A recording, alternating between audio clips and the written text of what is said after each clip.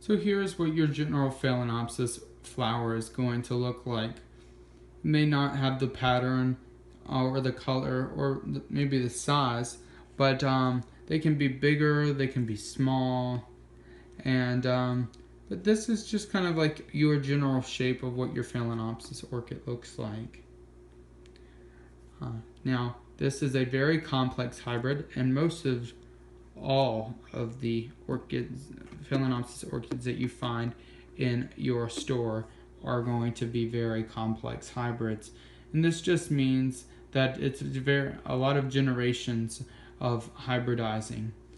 Now, a hybrid is a cross between two orchids to make a new one. And the original species that you find in the wild can be hybridized to make a primary hybrid. But the species are original, they are found in the wild, and so are primary hybrids. But from there, these complex hybrids aren't going to be found in the wild. They are cultivated in a lab, and it just makes it easier for a plant lover to grow these orchids in a house. Now, this particular orchid needs to be repotted. This organic media is starting to break down. It does not like dirt. It wants to be a nice open medium, like bark, and you can find that at Walmart, your orchid mix. And for beginners, I think that does just well enough for you. You will see in this, it has really nice airy medium with perlite, which is the white medium, and then bark, and also there is some charcoal mixed into that. Now you can see there are some very nice green viable root tips, and there's also some brown ones that need to be cut off. If they're nice and brown for you, you can you don't have to worry about hurting the plant. They are dead, and you can see that they are dead, especially compared to these nice green root tips. Now, also these spikes can be cut back. These spikes have been from 2 years ago, and they shot off these two new secondary spikes and bloomed off of that. But if you don't feel comfortable cutting off your spikes, you can wait till they're completely brown and dead and crispy and go ahead and cut them back. Now, if you want to cut them back like they are right now, I would cut them back an inch, inch and a half away from the base of the plant.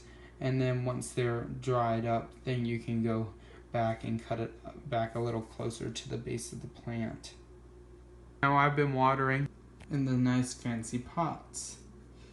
Now I fill it up to where I'm just seeing the water hit the top of the media, not filling it all the way up to the top of this base here.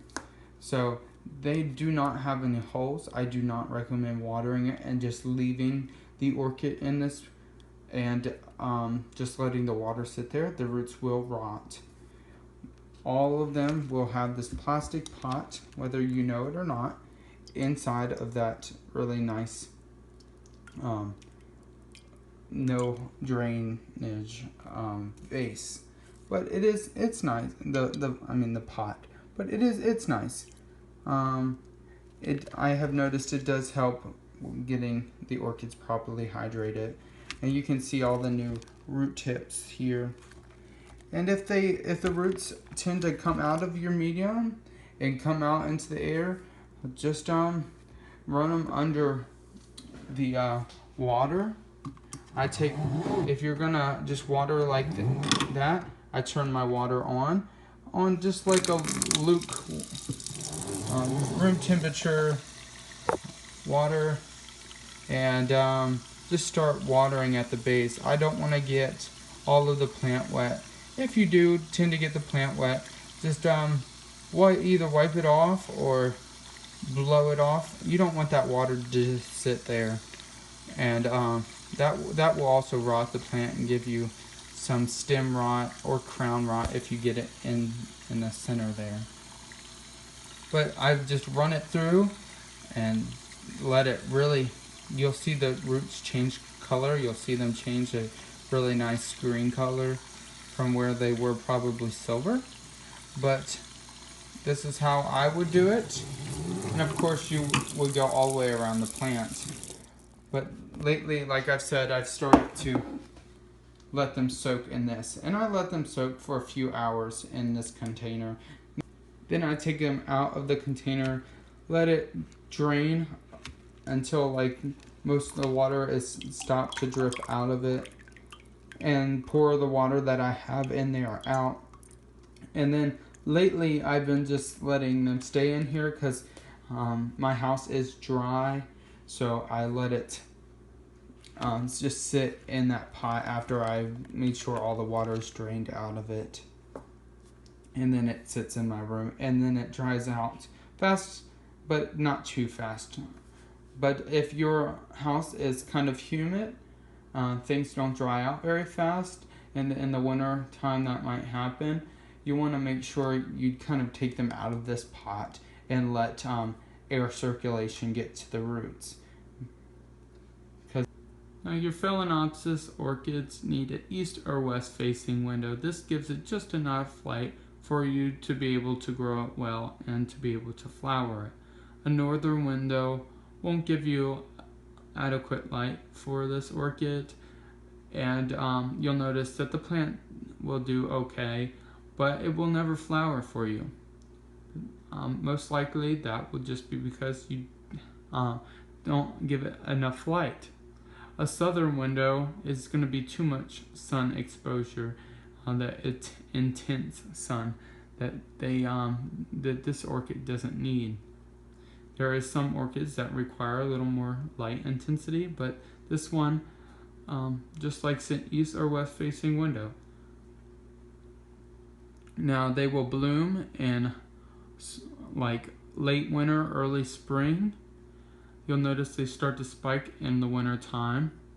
Once they get kind of the days get a little shorter, they'll notice those things. So they'll start to spike, and as you can see, this one has been in bloom probably since March and is still in bloom now. So they do last a very long time, and they're a very nice orchid to have. But that's all I have for you all today. I hope you enjoyed this video. I hope it helped any of the beginners watching this, and keep up to date with my videos so you can learn about other orchids besides just Phalaenopsis, and hopefully you can grow and learn more with me. So that's all I have. I'll talk to you all next time, and have a good one. Bye.